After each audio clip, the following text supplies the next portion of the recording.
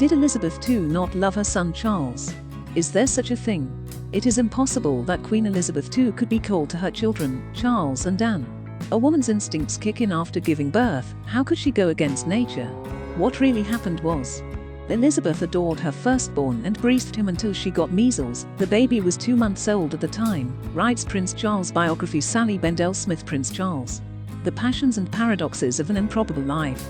But she followed her husband to Malta to celebrate his son's first birthday, and visited the baby in London only a few times. Charles spent the first years of his life without his father. The Duke of Edinburgh Philip, an officer in the Royal Navy, was posted to Malta and left after his son's first birthday. Following her husband, Elizabeth left. 2 years later they returned, having completed their service. On his return, Prince Philip taught his son to swim in Buckingham Palace's swimming pool. But the father-son relationship did not work. Charles was overwhelmed by his father's strength of character, and his rebukes and criticisms brought him to tears. Friends of his son, according to Jonathan Dimbleby, author of the earliest biography of the prince, recalled Charles enduring humiliation, even abuse, from Prince Philip. Relations with his mother were not particularly warm either during his childhood. She was not so much indifferent as detached.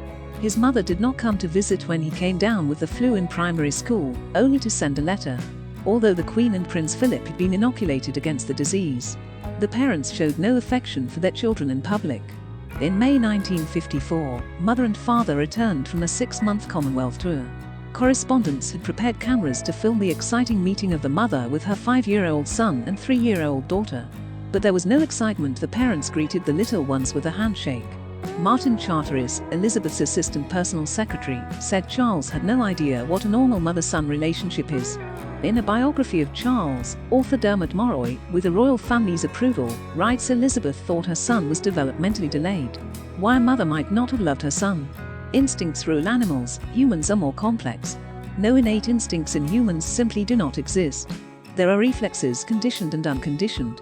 There are basic needs and certain behaviors, including parenting. At the level of biology, it depends on the body's production of the hormone oxytocin, which is involved in uterine contractions, and is responsible for the formation of attachment between mother and child after delivery.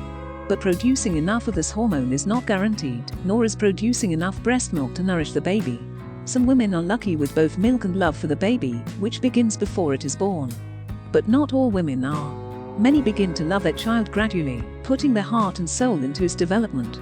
The more the mother and father are engaged with the child, reading to them, walking, feeding, socializing and playing, the earlier the love for the child comes, and the stronger it is.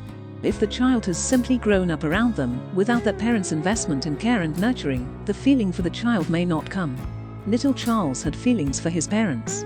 But it was mutual. The cold attitude on their part taught them not to express those feelings, and then they may have disappeared altogether.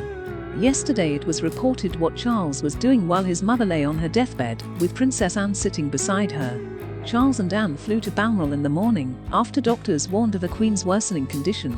After a few hours with his mother, Charles headed to his own Beerhill estate nearby, and there he went for a walk in the surrounding woods with a basket and cane to look for mushrooms. He returned to Balmoral Castle to his mother's bedside at 3:10 p.m. GMT, when the Queen was gone. He drew comfort and strength from the trees, the smell of the earth, and the murmuring of the Mowick River, wrote Robert Jobson in a new book, King Charles III. Unmasking the Man and the Monarch. Perhaps. Or maybe not.